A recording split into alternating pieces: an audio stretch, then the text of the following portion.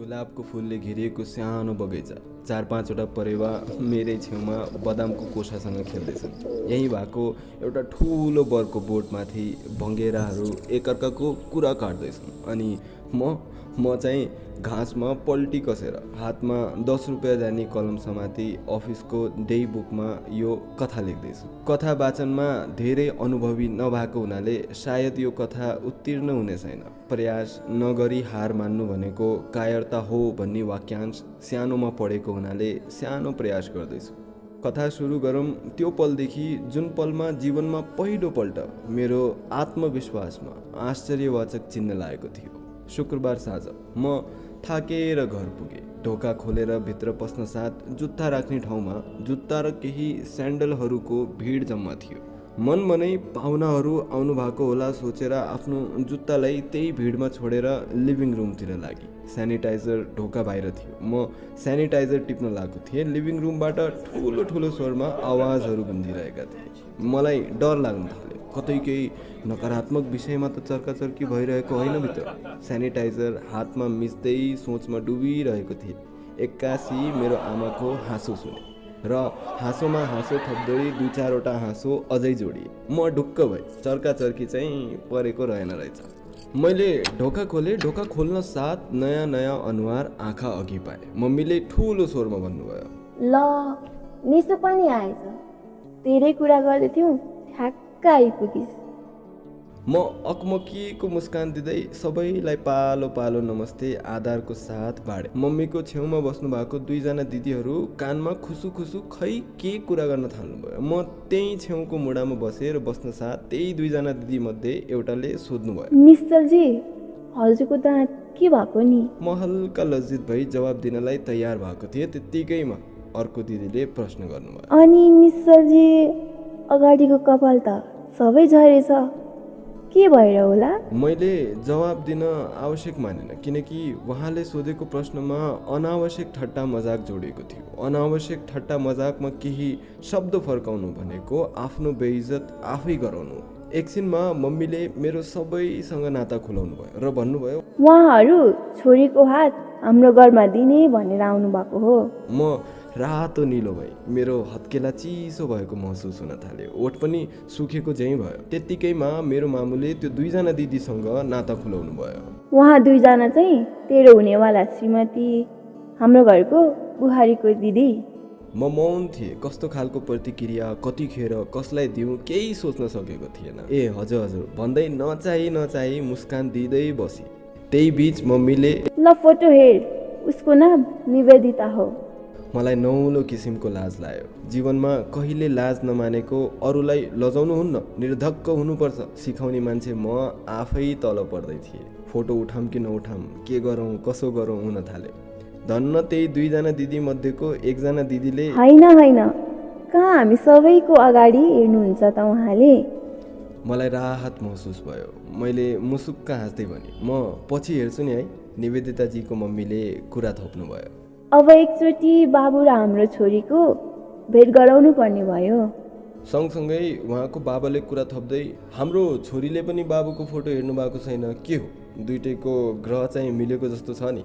सबै हाँस्न थाल्नुभयो। म नि मुस्कुराएँ योचोटि। कुरा गर्दा गर्दै समय बितेको थाहा नै भएन। उहाँको माइली दिदीको मोबाइलमा फोन आएको थियो। एक्कासी जुरुक्क उठ्नुभयो र कुनातिर गएर सानो स्वरमा खै के कुरा गर्नुभयो। फर्केर आउँदा आत्तिदै, हामी घर जानुपर्ने भयो। हामी सबै कमिलालाई कसैले चलाएपछि यताउता छटपटिँदै छर्रेको जस्तै भयो। म चाहिँ त्यही मुडामा बसेको बसै के गरौँ के भएको कुरा चाहिँ खास के होला, मैले अब गर्नुपर्ने चाहिँ के हो, अल्ल मल्ल परी। मामुले ठुलो स्वरमा, बाबु हामी एकछिनमा आउँछौँ, त खाना बनाएर राखिस् है भन्नुभयो। म पनि जुरुक्क उठेँ। होइन नभए म पनि सँगै जान्छु भने। उहाँको मम्मीले, होइन बाबु हामी जान्छौँ, चिन्ता लिनु पर्दैन भन्दै ढोका खोल्नुभयो र सबजना केही सेकेन्डको अन्तरालमा निस्किनु भयो। मैले केही बुझ्न सकेको थिएन। आखिर भएको के हो? अघि भर्खर यही बैठक कोठामा हाँसोहरू गुन्जिरहेका थिए र अहिले तिनी हाँसोहरू मौन्यतामा परिवर्तित भए। समयको केही नै भर हुँदो रहेन रहेछ। म तरकारी किन्नलाई ठिक्क भए। तरकारी किन्नलाई अर्को चोकसम्म पुग्नु पर्थ्यो। अलि टाढा नै थियो। मनमा अनेक प्रश्नहरू राख्दै निधारमा सङ्कोच सजाई कोठाको साँचो बोकेर पर्स ज्याकेटको गोजीमा राखेर चेन लगाएँ। ढोका बाहिर निस्केर बन्द गरेँ। चोक पुग्नै लागेको थिए, कति धेरै मान्छेहरूको भिड जम्मा भइरहेको रहेछ। कसैको हातमा क्यामेरा थियो, कसैको हातमा मोबाइल। कोही फेसबुक लाइभ गर्दै थियो, कोही इन्स्टाग्रामको स्टोरी राख्नलाई पोर्ट्रेट मोडमा पिक्चर खिच्दै थियो, कोही एकअर्कासँग गोजीमा हात पसाएर मस्त गफ हान्दै बसेका थिए। म कहिले नि त्यस्तो भिडमा जाने बानी नभएको हुनाले म त्यहाँबाट अगाडि गएँ। 3-4 पाइला अगाडि सारेको थिएँ, एउटा अनौठो आवाज सुने। Please help me, please ambulance भए पनि बोलाइदिनु न, please please help me please. भिडको नजिक पुगेको हुनाले भिडमा भएको दाजुभाइहरूको आवाज नै प्रष्ट सुन्न पाएँ। आवाज मुटु थर्किने खालको थियो। पुलिस केस हुन्छ यार, होइन होइन होइन, हामी अगाडि नबढौँ, बेकार लफडा हुन्छ, बोयफ्रेन्ड होला, कुरा नमिलेर त होला, एम्बुलेन्सभन्दा पहिला पुलिसलाई बोलाउनु पर्छ। म एक त उसै प्रश्नले घेरिएर हिँडेको थिएँ, झन् त्यसमाथि यस्तो सुन्दा मलाई जिज्ञासा लाग्यो त्यो भिडमा सामेल हुन। म अगाडि अगाडि सर्दै गएँ र मेरो खुट्टा मुनिको जमिन पनि सर्दै गयो। त्यहाँ मैले जे देखेँ त्यसलाई कथामा कसरी उतारू र कसरी वाचन गरूँ, कम्पन महसुस हुँदैछ। मेरो अगाडि एकजना भक्करकी सुन्दर युवती, जमिनमा फिजारिएको उहाँको शरीर, उहाँको त्यो कोमल 2 हात जमिनमा पिट्दा पिट्दा रगतले लतपतिएको। उहाँको मुहारलाई कसरी वर्णन गरौँ? उहाँको मुहारको त्यो कोमल त्वचा उहाँको आँखाबाट झरेको आँसु झैँ पग्लिँदै थियो। उहाँको मुहारलाई वर्णन गर्न सक्ने शब्दहरू ममा त्यही तेजाबले सायद जलाइसकेको थियो। म सहन सकिनँ र केही सोच्न पनि सकिनँ। म त्यो भिड छल्दै अगाडि उहाँ सामु गएँ। सबै चिच्चाउन थाले, ओइ भाइ ओइ नजाऊ है, ओइ भाइ बेकार फस्लास भाइ। म त्यतिखेर केही सुन्न, बोल्न र सोच्न सक्षम थिएन। म उहाँलाई बोलाउन थालेँ, हे प्लिज नरुनुहोस् सर, सर प्लिज प्लिज मलाई हस्पिटल लगिदिनुहोस् न सर, प्लिज। मैले उहाँलाई नआत्तिनुहोस् भन्दै आफ्नो ज्याकेट फुकालेँ र उहाँलाई पिट्ठी लगाएर बोक्ने सोच बनाएँ, तर ज्याकेटले भ्याउँदै भ्याएन। ज्याकेट त्यहीँ फ्याँकी र उहाँलाई काखी लाएर बोकेँ। उहाँको अनुहारबाट टप टप चुहिरहेको रगत र त्वचा पग्लेर झरेको त्यो पिप जस्तो झोल मेरो हातभरि लटपटिँदै थियो। उहाँको मुहारमा रहेको तेजाबले मेरो हत्केला जलिरहेको पत्तो नै पाइन। मेरो हत्केलाको दुखाइ उहाँको दुखाइभन्दा निकै कम भएको हुनाले होला सायद।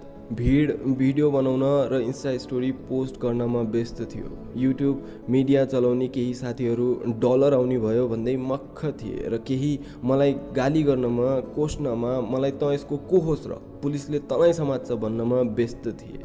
म त्यो भिडदेखि टाढा भएँ र मेरो पछि पछि भिड र म अघि अघि गाडीमा कसैले लिफ्ट दिन्छ कि भन्दै हिँड्दै गएँ। कसैले गाडी रोक्नै मानेन। पछाडि फर्केर हेर्दा त्यो भिड पनि कम हुँदै अब 2-3 जनाको टोली मात्र थियो। म उहाँलाई बोकेर जति सक्दो चाँडो हिँडिराखेँ। उहाँको दबी दबी आइरहेको आवाज मेरो कानमा गुन्जिरहेको थियो। म मर्न चाहदिनँ सर, सर प्लिज मलाई बचाउनुहोस् न सर, प्लिज म मर्न चाहदिनँ सर। एकपटक गाडीको आसमा पछाडि फर्केर हेरेँ। त्यो 2-3 जनाको टोली पनि अब हराइसकेको थियो। म अगाडि फर्किन साथ एकजना बाटैमा सुत्ने, जसलाई समाजले भिकारी भनी चिनाउँछ, उहाँ मेरो अगाडि आउनुभयो र यता आइज भन्दै साइड लाएर आफ्नो थोत्रो फोहोर ठेला गाडीमा आफ्नो केही लुगाहरू र डस्ना छिटो छिटो ओछ्याएर ल छिटो बस भन्नुभयो र म त्यही डस्नामाथि बसी र उहाँलाई काखमा सानो बच्चालाई आमाले सुताएको चाहिँ सुताएँ। करोडको गाडी चढ्नेहरू र समाजले भिकारी नाम दिएको उहाँमा धेरै अन्तर पाएँ। घर ठुलो हुनेको मन ठुलो हुन्न भन्थे, आज कता कता प्रमाणित भएको चाहिँ महसुस भयो। हामी 10 मिनटको अन्तरालमा हस्पिटल पुग्यौँ। त्यो बिच ठेला गाडी चलाउँदै गोजीबाट पानीको पाउच दिनुभएको थियो उहाँले। त्यही आधी आधी हामी 2 जनाले पिएका थियौँ। हस्पिटल पुग्न साथ उहाँलाई लिन हस्पिटलको केही स्वास्थ्य कर्मीहरू आउनुभयो र त्यसपछि मैले उहाँलाई स्वास्थ्य कर्मीको जिम्मामा दिएँ। म त्यही हस्पिटलको ढोकामा थचक्क बसेँ र लामो सास लिएँ। त्यो दाई जसले हामीलाई लिएर आउनुभयो उहाँ मेरो नजिक बस्नुभयो र एउटा सूर्य झिकेर, हेर भाइ मलाई सबैले भिखारी भन्नाछन्, तर म सुट्टा चाहिँ सूर्य नै पिन्दा हुँ। स्ट्यान्डर्ड भन्ने कुरो नि हुन्न नि, लु तौनी तान रिल्याक्स हुन्छ भन्दै मलाई हँसाउन खोज्दै चुरुट दिनुभयो। हामी दुवैले चुरुट जलायौँ र उहाँले भनेको जस्तै हल्का ढुक्क भएर सास फेर्यौँ। मैले सास फेरेर अर्कोचोटि सास फेर्न लागेको थिएँ कि एक्कासी मेरो दिमागमा उहाँ युवतीको मुहारको झसल्को आयो। म झस्किएर सोच्न थालेँ, म त सास मजाले लिन सक्छु, तर उहाँले? म त ल मेरो कर्म सकियो सोचेर आफूलाई फकाउन सक्छु, तर अब उहाँले कसरी आफूलाई फकाउनुहुन्छ? मैले त सक्छु भोलि हिरो भएर सबैसँग यो कुरा बाँड्न कि मैले एकजनाको सहयोग गरेँ, तर आज जे भयो उहाँमाथि कसरी बाँड्नुहुन्छ, कसरी समाज अगाडि उभिनुहुन्छ? मेरो आँखाबाट आँसुको थोपा त्यो चुरुटमाथि खस्यो र त्यो चुरुट त्यहीँ निभ्यो। म दौडिँदै भित्र गएँ र उहाँलाई आइसियुको त्यो सानो गोलो आकार झ्यालबाट हेरिराखेँ। म खै किन उहाँलाई हेर्दै रोइराखेँ। समय रातिको 9:30 भइसकेको थियो। ठ्याक्क मम्मीको फोन आयो। मम्मीले आत्तिँदै भन्न थाल्नुभयो, हेर न बाबु, निवेदिता कहीँ भेटेको छैन।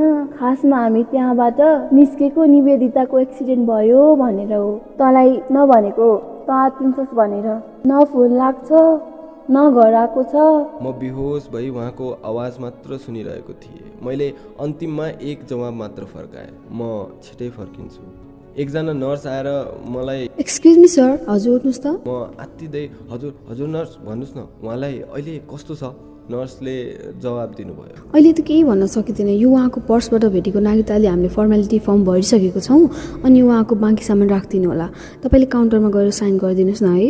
यति भनेर उहाँ निस्किनु भयो। म त्यो पेपर लिएर साइडको काउन्टरमा गएँ र पेन लिएर साइन गर्नुपर्ने ठाउँ खोज्न थालेँ। पेपरमा साइन गर्ने ठाउँ खोज्दा खोज्दै मैले आफ्नो जीवनमा नखाएको धक्का, त्यस्तो किसिमको धक्का पाएँ। त्यो फर्ममा तिनी युवतीको नाम लेखिएको थियो, निवेदिता केसी।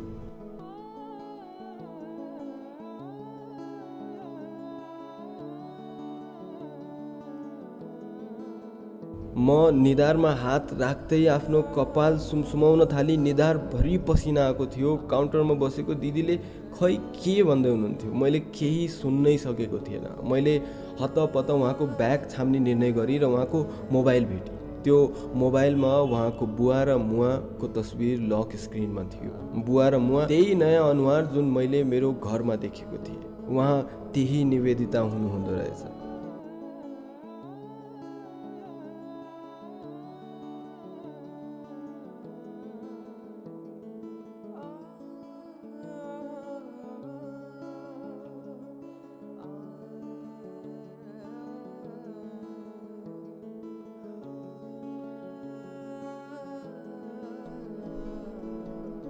तीन महिनापछि आज उहाँ डिस्चार्ज हुँदै हुनुहुन्छ। यो 3 महिना कसरी बित्यो तपाईँहरू अनुमान लाउन सक्नुहुन्छ होला। जसरी बिते नि आज म एकदम खुसी थिएँ। मेरो मुस्कान रोकिने नाम नै लिइरहेको थिएन। नभएको दाँत नि देखाउन लाज नै लागिरहेको थिएन। आँखामा आँसु पनि थिएन, बरु भिन्नै खालको चमक थियो। अनुहार उज्यालो। आज उहाँलाई भेट्ने दिन, आफूलाई चिनाउने दिन। आजको दिन मेरो जीवनको सबैभन्दा प्यारो र यादगार दिन सोचेर मेरो खुट्टा जमिनमाथि थिएन। मम्मीले नयाँ लुगा घरबाट ल्याइदिनु भएको रहेछ। म त्यो लुगा लाउन हस्पिटलको बाथरुमतिर लागेँ। ऐना अगाडि उभिएर आफ्नो कपाल सर्लक्क मिलाएँ। गिज्ज परेर हाँसेर चाँडो चाँडो कपडा चेन्ज गरेँ। आफूलाई ऐनामा फेरि एकपटक निहारेँ र आफैसँग कुरा गर्न थालेँ। राइटर साहब, आकाशे नीलो सर्ट, नीलो कोट, नीलो प्यान्ट र खैरो जुत्ता, हातमा सिर्लिक्क परेको घडीलाई टाढैको विशेष यात्रा छ कि के हो? हाँसेर जवाफ फर्काई आफैलाई। यात्रा विशेष र लामै छ। म त्यहाँबाट बाहिर निस्किएँ र नर्स हाम्रो मम्मीहरूसँग केही कुरा गर्दै हुनुहुन्थ्यो। म नजिक पुगेँ। नर्स मुस्कुराउँदै, hi, how are you? Guess what, उहाँले सबैभन्दा पहिला हजुरलाई नै भेट्ने भन्नुभएको छ। एन्ड यस, आज राइटर साहेबलाई साह्रै नै ह्यान्डसम देखेको छ है। म दौडिँदै उहाँको बेडतिर पुगेँ। उहाँ पल्टिराख्नु भएको थियो। म घुटुक्क थुक्नेली र साह्रै आँट जुटाएर उहाँलाई नमस्ते भने। उहाँले नमस्ते निश्चलजी, आउनुहोस् न यतै बस्नुहोस् भनेर जवाब फर्काउनु भयो र मलाई मसँग केही त छैन, यही जलेको अनुहार, डेली बिहान उठ्ने बित्तिकै यो जलेको अनुहार देखेर कतै हजुरको दिन त नराम्रो हुने होइन भन्नुभयो। एकछिन त्यहाँ पिन ड्रप साइलेन्ट भयो। म उहाँको आँखामा हेरिराखेँ र उहाँ मेरो आँखामा। हेर्दा हेर्दै कतिखेर हामी दुवैजनाको आँखाबाट आँसुको सरिता बगेछ थाहा नै भएन। मैले आफ्नो हात उहाँको हातमा राखेँ र भनेँ, जुन दिन हजुर मेरो जीवनमा आउनुभयो त्यही दिनदेखि मेरा हरेक दिन सुन्दर भएका छन्। सुन्दर कसरी सोचिराख्नु भएको होला। हरेक दिन एउटा सुन्दर सपना कि तपाईँ सन्चो भएको देखेको। हरेक दिन एउटा सुन्दर आश, तपाईँको मुस्कान देख्न पाए। हरेक दिन एउटा सुन्दर सोचाइ, तपाईँ उठ्ने बित्तिकै तपाईँको सामु आफूलाई कसरी चिनाउने होला, कसरी कुन कुन शब्द प्रयोग गर्ने होला तपाईँलाई इम्प्रेस पार्नलाई। मेरो जीवन सुन्दर बनाउन हजुरको रूप चाहिँदैन, हजुरको साथ भए पुग्छ निवेदिताजी। उहाँ सुपुस्दै भन्न थाल्नुभयो, निश्चलजी हजुरलाई थाहा छ मलाई यो निलो कलर फिट्टिकै मन पर्दैन, तर आजबाट नि मेरो फेभरेट कलर बन्न पुगेको छ। किन थाहा छ हजुरलाई? दोस्रो जुनी पाएको छु नि, र यो दोस्रो जुनीमा सबभन्दा सुन्दर यादहरू यही ब्लू कलरमा समेटिएका छन्। हेर्नुहोस् न, यो मेरो हस्पिटलको ड्रेस, त्यो पर्दा, झन् हजुर पनि यही निलो रङ लगाएर मेरो दोस्रो जुनीको पहिलो अनुहार भई आउनु भएको छ। त्यसैले blue is my favourite colour for his new life. म र उहाँ हाँस्न थाल्यौँ र उहाँको अनौठो प्रस्ताव अगाडि आयो। सुन्नुहोस् न, हजुरको त्यो आफ्नो हातको घडी मलाई दिनुहुन्छ? म सोच्न थालेँ किन माग्नु भएको होला। म घडी फुकाल्दै थिएँ, उहाँले साह्रै मन छुने कुरा भन्नुभयो। आजबाट हजुरको समय मेरो हातको नारीसँगै चल्नेछ। यो घडी कहिले नरोकोस्, गर्नु बाबासँग मेरो यही प्रार्थना छ। यति भन्दै घडी हातमा समातेर उहाँ गणेशजी उहाँको लागि गन्नु बाबासँग प्रार्थना गर्न थाल्नुभयो। हामी त्यहाँबाट मुस्कुराउँदै निस्क्यौँ र हामीलाई सँगै हाँस्दै एकअर्काको हात समाती निस्केको देख्दा हस्पिटलमा भएको सबैजना खुसी साथ ताली बजाउँदै, कोही आँखामा आँसु बोकेर त कोही मुहारमा मुस्कान बोकेर हामीलाई आशीर्वाद स्वरूप स्वागत गर्नुभयो। यही थियो मेरो उहाँसँगको एउटा प्यारो याद।